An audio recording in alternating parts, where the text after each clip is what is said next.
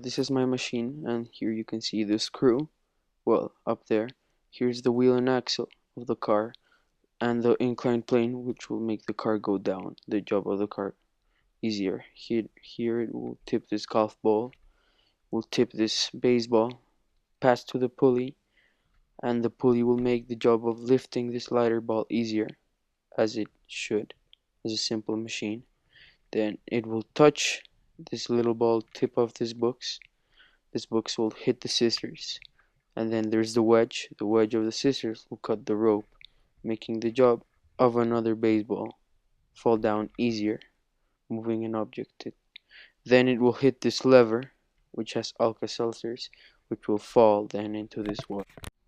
So first step, second step, third movement, fourth movement, fifth movement, sixth movement, here seventh movement, eighth movement, ninth movement, 10th movement. Total 10 movements.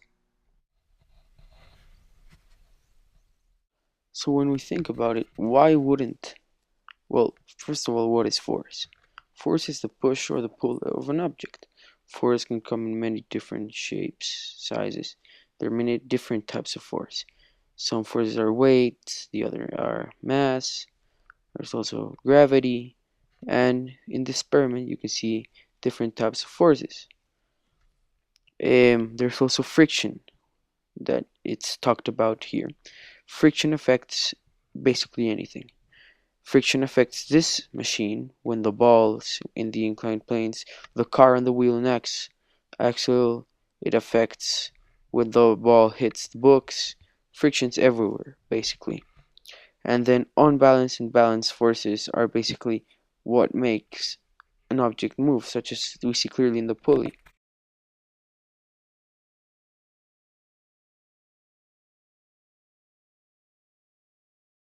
So in my project we can see the first law here with the car, that it remains at rest unless acted upon the outside force of the ball. There's also the second law.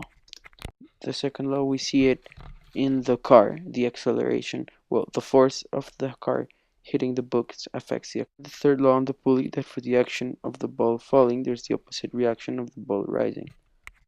But without doubt, what we constantly see, the law that we constantly see in the experiment, is the first law, because we can see the force of the car hitting the books affects. Well, it's stationary, and then the force makes it move. Also in the baseball is stationary, and then the force hitting it makes it move, which is the outside force.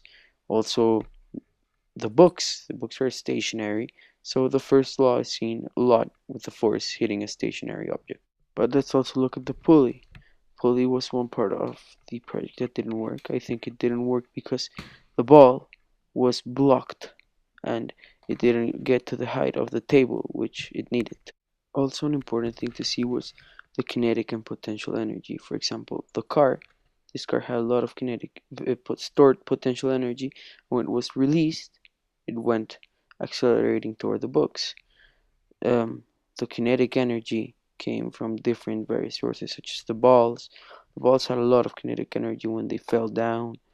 The rope, again, had some kinetic energy, and friction. Friction affected a lot this rope, and it contributed to not being so effective.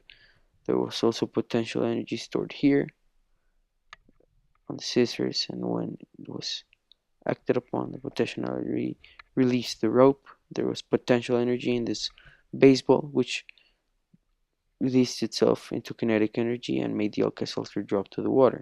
So it's also